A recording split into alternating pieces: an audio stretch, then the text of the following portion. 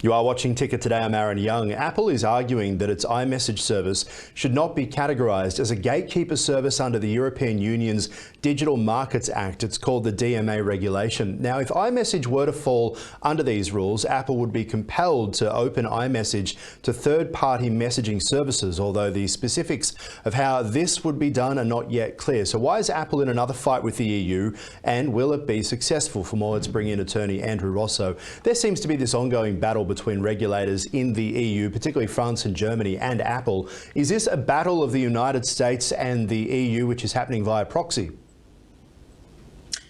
I believe so, yes. And it's a long time coming, Aaron. It's a long time coming because we are finally trying to harmonize a privacy framework that has proven itself out in the EU against a privacy framework here in the United States that hasn't measured up. And with the EU's newest legislation and the DMA, this is now an attempt to foster better relationships between big tech and these smaller companies with respect to fair play and competition. But I am a user of iMessage. I quite like it being a bit of a gated community where it is something that I'm not being flooded with silliness like quite often other apps are, or spam as much as I get from, say, WhatsApp, for example. What's the EU trying to achieve here?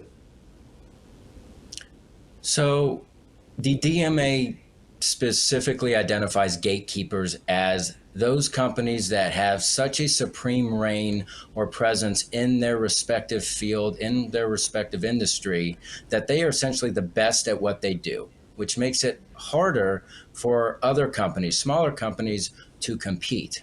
Where Apple comes in, Apple's saying that iMessage is not one of those gatekeepers, but it still provides that core product offerings to a massive user base. And the DMA says you have to have at least 45 million users or more that are active every month.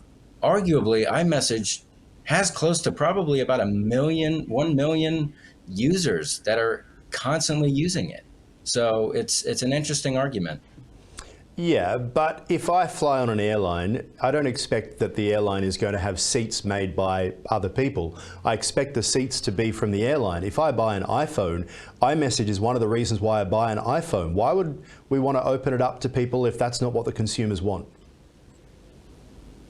But the consumers do want that. That's one of the biggest selling points for the iPhone was iMessage, and still continues to be. It was the competitor in many respects against BlackBerry's BBM instant messaging service within tech. So no. My point is about opening iMessage up to smaller businesses.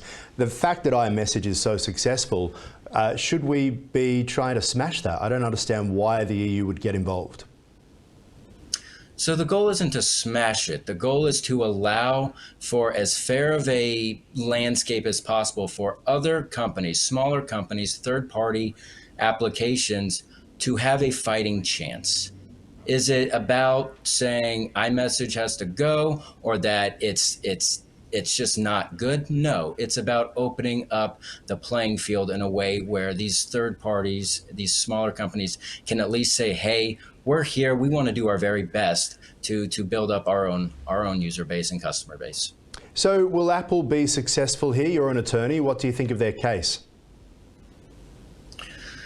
It's an interesting argument. I think with respect to the monthly active users, I think Apple doesn't have too much of a strong point with respect to, a million plus users that use it every day. On the other hand, I think there are some other considerations to take into account, right? How does iMessage and its underlying mechanics actually work? What goes into that core product offering to make it, quote, a core product offering? Is it even a core offering? And I think that's what this case is going to define, is what it means to be core, what it means to have such a massive user base. And for companies like Apple, for companies like Microsoft and Amazon, other factors come into play. Market share, right? How big of a market share do these applications actually provide? And talk to us about the EU. I mean, do they have it out for Apple at the moment? We've seen recent rulings now on charging ports, forcing Apple to shift across to the USB-C, essentially in the name of the environment, forcing millions of people around the world to throw out their current chargers to have to buy new ones of USB-Cs to ditch Lightning ports. What do you think of the EU's relationship with Apple? I don't think it's really a battle between the EU and Apple, but more so a battle between the EU and big tech, specifically in the United States. Why? Because these brands, these companies have already proven themselves. Apple's a leader. There's no question about it. Microsoft is a leader. Amazon and Alphabet are leaders. What the EU is doing is saying, get your ducks in a row.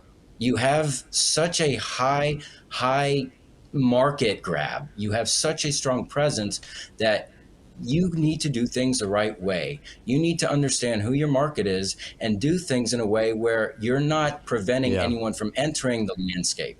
And it's accountability, Aaron. All right, we'll leave it there. Andrew Rossow, attorney, always appreciate your time. Thank you so much. And that is the program for now. For more, you can head to tickernews.co. I'm Ahron Young. See you soon.